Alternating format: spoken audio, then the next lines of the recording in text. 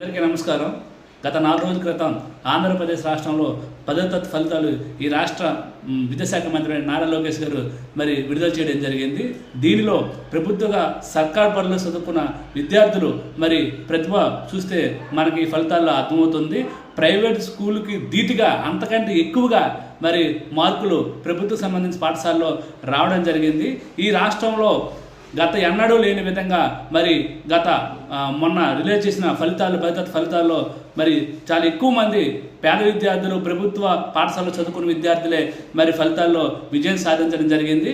Private కళా స్కూల్లో చదువుకున్న దానికన్నా ఎక్కువగా ఈరోజు ప్రభుత్వ పాఠశాల చదువుకున్న విద్యార్థులు ఈ యొక్క సత్తా సాటడం జరిగింది.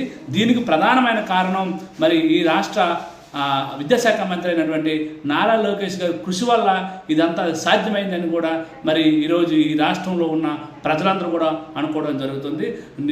10వ తరగతి విద్యార్థుల తరపున విద్యార్థి తల్లిదండ్రుల తరపున మీకు ప్రత్యేకంగా రాష్ట్ర విద్యాశాఖ మంత్రి నారా లోకేష్ గారికి ప్రత్యేకమైన ధన్యవాదాలు తెలియజేసుకుంటున్నాం.